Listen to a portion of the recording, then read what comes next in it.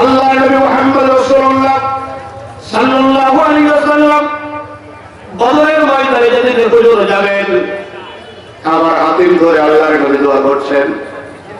দূর থেকে আবু জাহেল দেখলো মুহাম্মদ কোন জায়গায় দাঁড়িয়ে দোয়া করে, মুহাম্মদের দোয়া তো ফেরত হবে না, কবর হয়ে যাবে। কিছুক্ষণ পর আবু জাহেল গিয়ে কাবার হাতিমের পাশে দাঁড়ায়। আবু জাহেল দোয়া করছে, আল্লাহ আবু জাহেল আল্লাহকে চিনত না, তো আল্লাহ মুহাম্মদ যা তুঝে কাজে দেওয়ার জন্য দোয়া চেয়েছে, আমি আবু জাহেল ওই বদরের ময়দানে যাব, আমাকেও তুমি সহযোগিতা করো। আল্লাহ রাব্বুল আলামিন অরক্ষেই বলল, আবু জাহেল লানাতুল্লাহ আলাইহিম আজমাইন, শুধু আল্লাহর লানত না, গোটা বিশ্বে যারা লানত পেয়েছে সব লানত তোমার উপরে।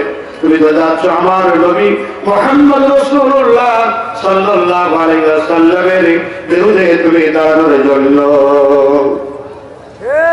আমার বন্ধুগণ, যদি শুধু আল্লাহ বললেই যদি হতো, আবু জাহেল আল্লাহকে চেনে, আবু লাহাব আল্লাহকে চেনে, আমার দুশ্মনের নেতা নেত্রীরা আল্লাহকে চেনে, ওরাও কিন্তু নামাজ পড়ে, ওরাও কিন্তু ফজর আদায় করে, তাহাজ্জুদের নামাজ পড়ে, কোরআন তেলাওয়াত করে, তাসবিহ হাতে জিকির করে, তাদের ইবাদত তো কোনো অংশে কম নাই।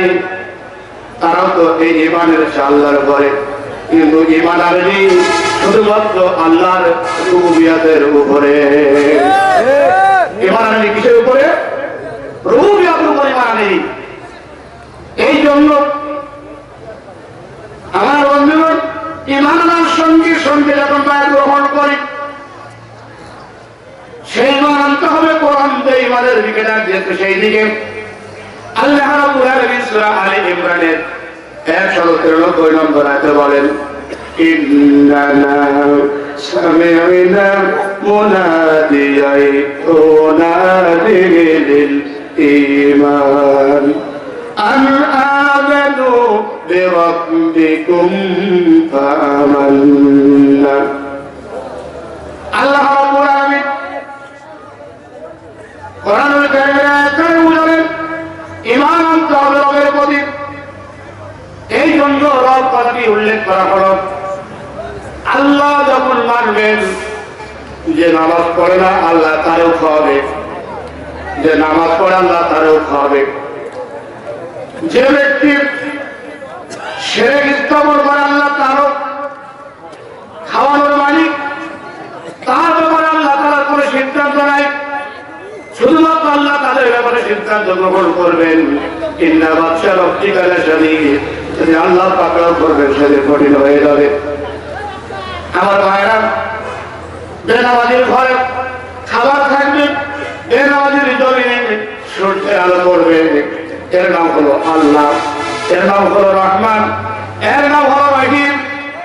কিন্তু রবের কারণে রুবুবিয়তের অর্থ হলো, যখন রুবুবিয়তের প্রতি ঈমান আনবেন, রুবুবিয়তকে যখন মেনে নেবেন, সঙ্গে সঙ্গে দুনিয়ার মানুষের তৈরি করা সমস্ত আইন ও কানুন বাদ হয়ে যাবে। মানুষের কোন আইন কানুন তো করা চলবে না।